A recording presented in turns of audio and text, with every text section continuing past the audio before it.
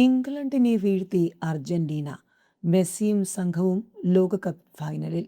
ഇംഗ്ലണ്ടിനെതിരെ 1-2 ഗോളുകൾക്ക് പരാജയപ്പെടുത്തി Argentina FIFA ലോകകപ്പ് ഫൈനലിൽ.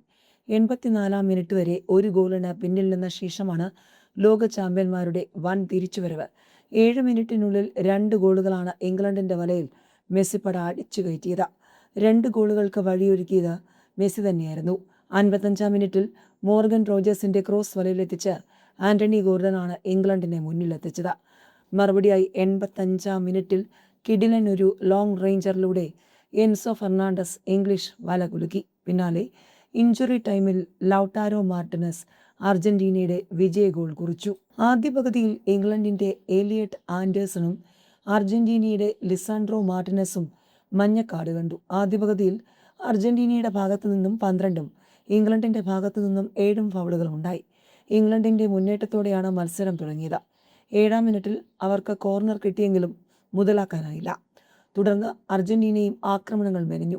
ആദ്യ 30 മിനിറ്റിൽ ഒരു ഷോട്ട് പോലും ഇരു ടീമിന്റെയും ഭാഗത്തു നിന്നും ഉണ്ടായില്ല. 3 മാറ്റങ്ങളുമായാണ് ഇംഗ്ലണ്ട് സെമിക്കിറങ്ങിയത്.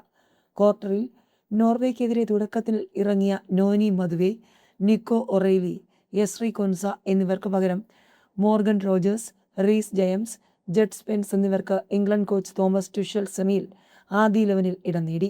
അർജന്റീന ടീം ഒരു മാറ്റവുമായാണ് ഇറങ്ങിയത്. റോഡ്രിഗോ ഡി പോളിന് പകരം ജൂലിയാനോ സിമിയോണി ആദ്യ 11-ലെത്തി. ഏതായാലും ഇംഗ്ലീഷ് പട കണ്ടു ദൈവത്തിന്റെ ഇടങ്കാൽ വിസ്മയം. പാളിയത് പ്രതിരോധിച്ച് ജയിക്കാമെന്ന കണക്കുകൂട്ടലോ അത് ചോദ്യമായി മാറിയോ? സോൾട്ടൻ ഇബ്രാഹിമോവിച്ച് പറഞ്ഞത് കൃത്യം. ഇംഗ്ലണ്ടുകാർ ദൈവത്തിന്റെ കൈ മാത്രമല്ല ഇടങ്കാലം കണ്ടു. ആ 2 അസിസ്റ്റിൽ ഇംഗ്ലീഷുകാരുടെ വിധി കുറിക്കപ്പെട്ടു. മെസ്സിപ്പടയെ പൂട്ടാൻ വന്ന ഇംഗ്ലണ്ട് തോൽവിയോടെ മടങ്ങി. വീണ്ടും ഒരു അവിശ്വസനീയ തിരിച്ചുവരവ്. 84-ാം മിനിറ്റ് വരെ ഒരു ഗോളിന് പുറകിൽ നിന്ന അർജന്റീന 2 അടിച്ച് ഫൈനലിലേക്ക്. ശ്വാസം അടക്കി പിടിച്ചല്ലാതെ അവസാന 15 മിനിറ്റ് കളിപ്രേമികൾ കണ്ടു തീർത്തിട്ടുണ്ടാവില്ല എന്നുറപ്പ്. ഇത് ലോക ചാമ്പ്യന്മാരുടെ കംബാക്ക്, മെസ്സി മാജിക്കിന്റെ മറ്റൊരു അധ്യായം. ഇനി ഫൈനൽ. യമാലും സംഘവും ആ 39-കാരനെയും കാത്തിരിക്കുകയാണ്.